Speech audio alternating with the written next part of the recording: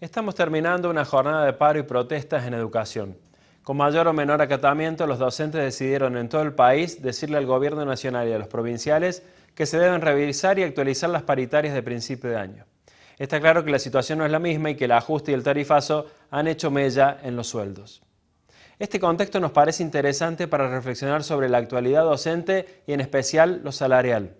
Aclarando que en esto soy parte interesada y que voy a hablar del nivel secundario, que es el que más conozco y en el que tengo 13 años de experiencia, aunque también esto ocurre en los otros niveles. ¿De qué se quejan si ganan fortunas? Escucho a algunos por ahí sobre el sueldo de los docentes y sobre las paritarias.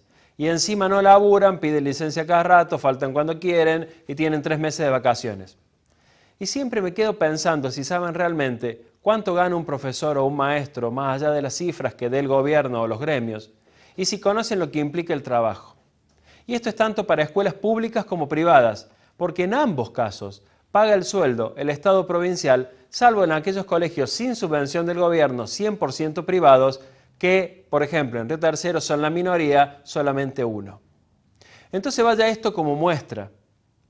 Córdoba le paga a un docente de secundaria que recién inicia y que tiene las 30 horas máximas permitidas por ley unos 13.000 pesos. ¿Es mucho? ¿Es poco? ¿Es lo justo? Cada uno lo define de acuerdo a sus criterios, pero la cuestión es si está acorde a la función social que se le pide a la educación y a la tarea que realiza. ¿Pero qué implica dar 30 horas de clase en el secundario? Primero hay que conseguirlas, que no es de la noche a la mañana y a veces lleva años. Con muchísima suerte, hoy casi una utopía, significan trabajar en una sola escuela, pero en la mayoría de los casos en 2, 3 o 4, y a veces en diferentes ciudades y turnos, con lo cual lo que demanda recorrer la distancia terminan aumentando las horas destinadas a la jornada laboral. ¿Cuántos trabajadores pertenecen a 2, 3 o 4 empresas o organizaciones diferentes con igual grado de exigencia en cada una? Imagine hacer su trabajo pero dividido en 4 lugares diferentes, con jefes diferentes, requerimientos diferentes, compañeros diferentes, horarios diferentes y todo con el mismo nivel de exigencia. Por otro lado, esas 30 horas significan entre 6 y 10 cursos, con un promedio de, seamos optimistas, 30 alumnos cada uno, sabiendo que no es raro ver cursos con 40 estudiantes. Por lo que al finalizar la semana uno interactuó con 180 o 300 adolescentes y jóvenes y siendo responsable civil, pedagógica y humanamente sobre cada uno con nombre y apellido. Y en el medio, la exigencia de la educación personalizada e individualizada. Esto sin duda es mágico y maravilloso estar con los adolescentes, pero también desgastante. Tener más de 100 personas a cargo en cualquier otro trabajo, hablamos de un cargo jerárquico o de una gerencia. A todo esto se le suma la burocracia, el tiempo para papeleos, muchas veces inútiles, el desprestigio social y el hecho de que hay que admitirlo, muchas veces la docencia es más un trabajo seguro por la obra social que una elección consciente. Alguno podrá decir, bueno, pero eso es lo que les toca y lo que eligieron. Sí, tendrías razón, pero eso no significa que haya que conformarse con migajas, que haya que mendigar y que se exija al docente en grande cuando se le da en chiquito. En todos los cargos de mayor responsabilidad, en lo público y en lo privado, se dice que hay que pagar muy bien para atraer a los mejores. ¿Por qué la docencia no se maneja con esta lógica? Como experiencia cercana, conozco excelentes colegas docentes que tuvieron que dejar su tarea para buscar horizontes más rentables, tanto en lo económico como en la salubridad mental y física. Algunos lo hicieron porque quisieron, otros porque no tuvieron directamente otra opción. Hay docentes que deslumbran y otros que dan vergüenza. Hay docentes sinceros y otros que no lo son. Hay docentes que dan la vida por su tarea y otros que solo quieren un trabajo seguro. Hay docentes que dan clases y otros que no. Hay docentes que protegen y respetan a los alumnos y otros que no. Hay docentes que enseñan y otros que solo se paran al frente.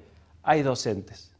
Pero esta amplia gama, que existe en todas las profesiones, no puede ni debe ser excusa para conformarse, como ocurre casi siempre, con las migas que caen debajo de la mesa.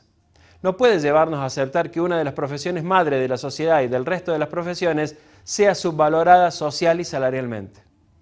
Y sobre lo anterior, ¿alguna vez se preguntó por qué no existen medidas concretas, reales, periódicas y constantes para terminar con los vicios de la docencia?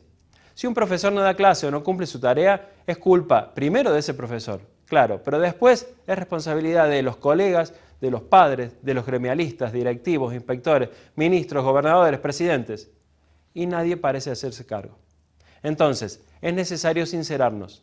¿O realmente profesionalizamos la docencia con sueldos acorde a la excelencia que se pide, exigiendo más, mucho más?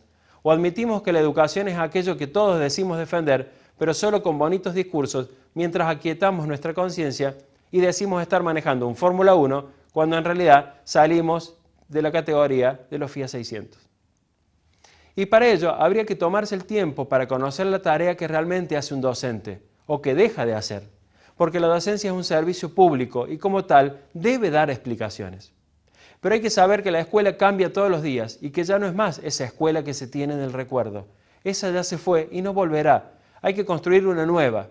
Y que no podemos simplificar la realidad de los colegios cuando por el contrario es extremadamente compleja y desafiante. Mi consejo: pase una semana entera en una escuela, en las aulas, en la sala de profesores, en las reuniones, en las capacitaciones, en la entrada, en la salida, en los recreos, en las evaluaciones, en las horas libres, en la dirección, en los baños, con las porteras.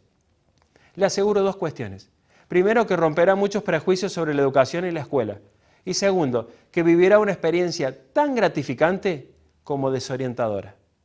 Y humildemente, señor Ministro de Educación de la provincia y señor Ministro de Educación de la Nación, humildemente, repito, se las aconsejo muy especialmente esta experiencia antes de tomar cualquier otra decisión que nos involucre.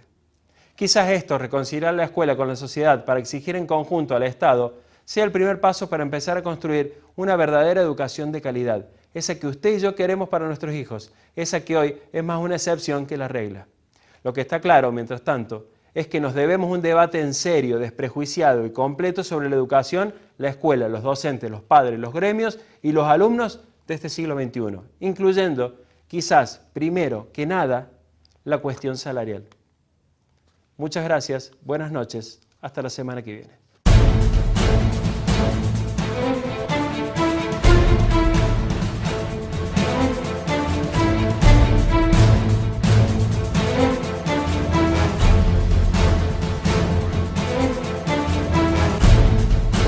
Allí tienen el total declarado en 2015 de cada uno de los exlegisladores que nosotros estuvimos comparando.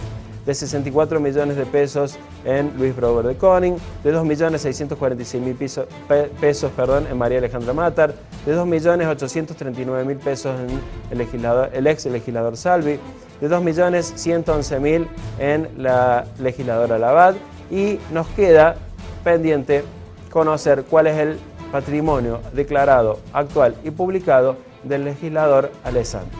Espero llegar a Río y cumplir con mi expectativa de jugar al tenis, de hacer lo que vengo preparándome, de desplegar el 100% de mi tenis.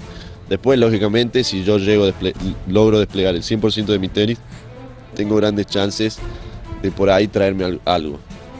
No sé qué, yo estoy convencido que si juego bien puedo traerme la de oro, pero bueno, eso se verá allá y a veces el resultado, uno no maneja el resultado, pero sí quiero estar conforme y satisfecho de haber dejado al 100% de mi tenis, y con eso ese es el objetivo más grande que tengo yendo arriba.